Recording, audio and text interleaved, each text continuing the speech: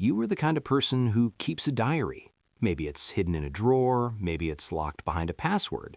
Maybe it's just a messy notes app full of half-finished thoughts and late-night confessions.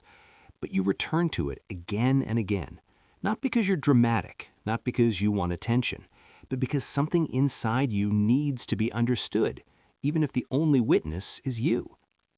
When the world goes quiet at night, when the noise finally settles, you sit with yourself. You open that page, and for a moment, you stop performing. You stop pretending. You stop editing your personality for other people. You become honest in a way that feels almost dangerous. And that is not weakness. That is psychological courage. Psychologists say that writing things down activates parts of the brain associated with emotional regulation and self-awareness. But what they don't tell you is how it feels. How it feels to spill a heavy day onto paper and suddenly breathe easier. How it feels to name a feeling that didn't have a name before. How it feels to look at your own handwriting or words on a screen and realize this is you. This is your inner world made visible. You've probably been told you overthink, that you're too reflective, too sensitive, too deep for normal conversations. But the truth is, you are practicing something most people avoid their entire lives. You are sitting with your thoughts instead of running from them. You are facing your emotions instead of numbing them. You are becoming fluent in your own mind. Think about the last time you wrote when you were overwhelmed. Your hands moved faster than your thoughts. The sentences weren't perfect. The grammar didn't matter. What mattered was release, like opening a window in a room that had been closed for too long. Research suggests that expressive writing helps the nervous system calm down. But you already knew that.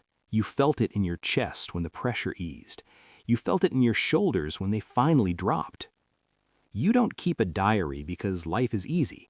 You keep one because life is complicated, because you carry things silently, because you notice details others overlook. The tone of someone's voice, the pause before a message, the way a moment lingers in your mind long after it ends. You store memories differently. You preserve them. You archive your inner life like it matters, because to you, it does. There is something quietly beautiful about the way you document your own existence. One day you write about heartbreak, another day about hope, another day about nothing at all. And years later, you read it back and realize you were becoming someone without even noticing. Your diary isn't just a record of events, it's a map of your emotional evolution. Studies show that people who journal regularly develop stronger self-identity. But what that really means is this: you know who you are, even when the world tries to confuse you. You have a private place where you tell the truth, and in a culture obsessed with appearances, that is rare. That is powerful. You might write at night when everyone else is asleep, the room dim, the air still, just you and your thoughts. There's something sacred about that moment. It's like having a quiet conversation with your future self. You're leaving breadcrumbs of your feelings, messages across time, proof that you existed deeply. And yes, sometimes you reread old pages and cringe. You see the drama, the intensity, the emotions that felt so big back then. But look closer. You'll also see resilience. You'll see how you survived things you once thought would break you. You'll see growth disguised as chaos. Psychologists call this narrative identity, the story you tell yourself about who you are. And every time you write, you're editing that story. Not to make it perfect, but to make it honest, to make sense of pain, to give meaning to confusion, to transform random experiences into something that feels purposeful. You are not just writing words. You are organizing your inner world. You are creating order from emotional noise. You are becoming your own therapist, your own witness, your own safe space. People who don't journal often think it's unnecessary. They think you're dwelling on the past, but they don't understand this part. You're not stuck in your emotions. You're processing them. You're not holding on to pain. You're releasing it slowly, gently, one sentence at a time. There is a quiet strength in choosing reflection over distraction. While others scroll to escape their feelings, you sit with yours. While others bury their thoughts, you give yours a voice. That takes patience. That takes emotional maturity. That takes self-respect. And here's the deeper truth you might not have realized yet. You don't keep a diary because you're lonely. You keep it because you value connection, especially with yourself. You are building a relationship with your own mind, learning its patterns, its fears, its dreams, its hidden wisdom. Over time, something changes. You start noticing your triggers faster. You recover from emotional hits quicker. You become gentler with yourself.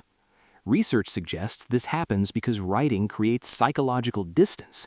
You can observe your thoughts instead of drowning in them. But again, you already feel this. You feel it when you write something painful, and suddenly it feels lighter, smaller, manageable. You are training your mind to heal itself. And maybe the most beautiful part is this. You don't need applause for it, no likes, no validation, just you showing up for yourself in silence. That is rare in a world addicted to being seen. So if you keep a diary, understand this about yourself. You are not just documenting life. You are actively shaping who you become. You are preserving your inner truth in a noisy world. You are choosing depth in a culture of surface-level living. You are building emotional intelligence quietly, privately, gently. And one day, whether you realize it or not, all those pages will have done something extraordinary. They will have taught you to listen to yourself, how to trust your inner voice, how to carry your emotions without being crushed by them. You are not just someone who writes. You are someone who feels deeply, reflects honestly, and grows intentionally. And that makes you quietly powerful.